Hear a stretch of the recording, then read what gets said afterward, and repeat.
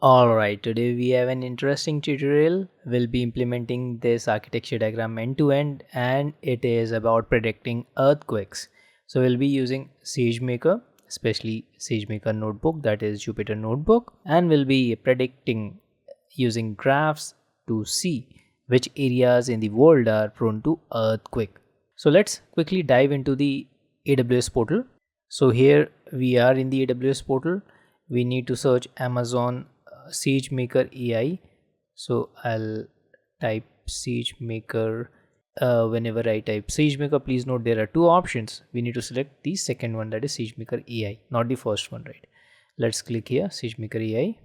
Now, since we'll be writing the code in Jupyter Notebook, so under the application and ID, I will be navigating to notebooks.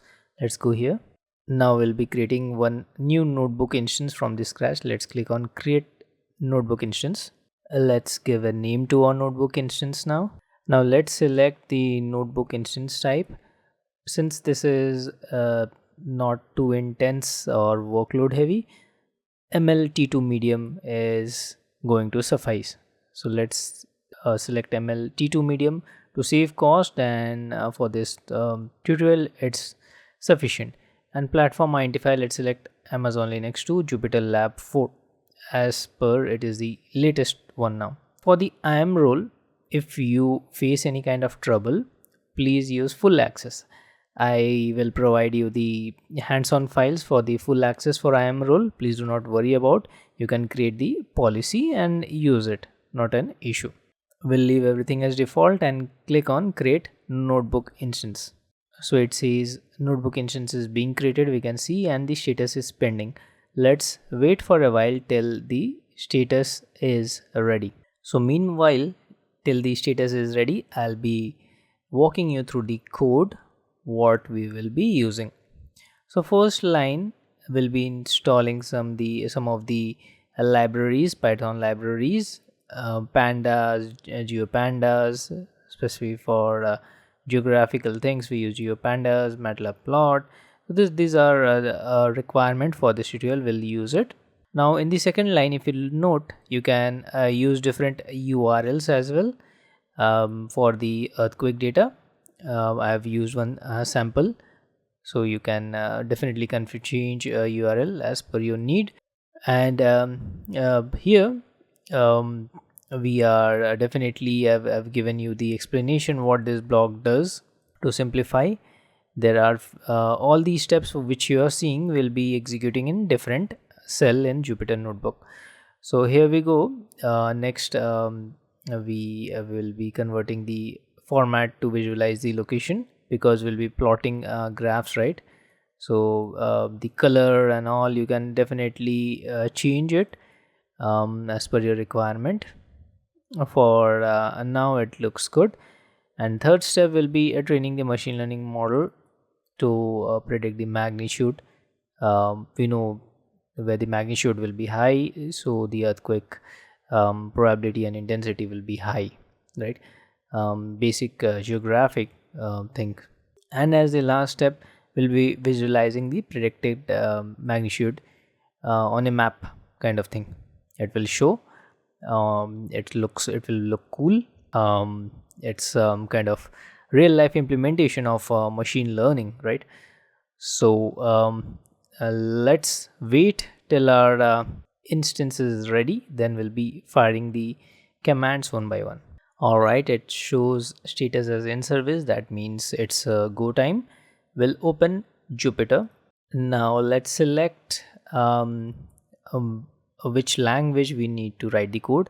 Since I have the code in Python 3, so I'll select Conda Python 3 here. Let's select Python 3. We got the untitled one. Now let's select the kernel. We'll select the same the Python Conda 3, and let's rename it. Untitled doesn't look good. Let's rename something like earthquake or something. Let's hit the rename button, and now it looks good, earthquake. So now these are the we have the cells here. So let's quickly do the prerequisite. That is, first step is to install the libraries. I'll just copy it, paste this, and hit the run here. So whenever you see star mark, it means it's the current cell is executing. So we need to wait, and here we go. We are seeing the results here. So here we go, installed successfully GeoPandas. Let's go to now step 1. We are just beginning here, and we need to copy everything above the explanation part, because explanation is I have done for you the homework part, what each code does, so that you won't get confused later on while referring what these all are about. So let's hit the paste button, and please make sure we are not able to see the star mark. It means the above code is executed. I'll hit the run here. You can see the star mark here. Let's wait for a while and check out the output, what this returns. And here we go, we can see some latitude, longitude and magnitude as well here. So this code has also executed. Now let's move on to the step number 2. Let's copy step 2. We'll go back to the AWS. I'll paste here. I'll run this now. Now here we can see some plot show means display, so something is going to be coming up this time, and we can see the crimson color. So crimson color is marked here. We can see looks good. Global earthquake location, past weeks and all looks good to us. Now let's go to step number 3. So we'll be training machine learning model this time so as to predict the magnitude. Now let's copy here. I'll go back. I'll paste this quickly and hit the run button. So this executes. Let's wait for a while. Alright, so we got model mean squared error.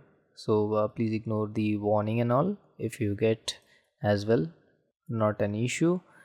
We are executing the last step this time. So this will give you a cool earthquake prediction, plotting and all. Let's hit the last step, and here we go.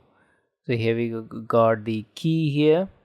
0 means completely low, which are blue color. Dark blue means 0 or something, and as the color darkens, that is comes to red, that means it's kind of the earthquake magnitudes by location is predicted. So the dangerous locations and all as per the latitude, longitude and all.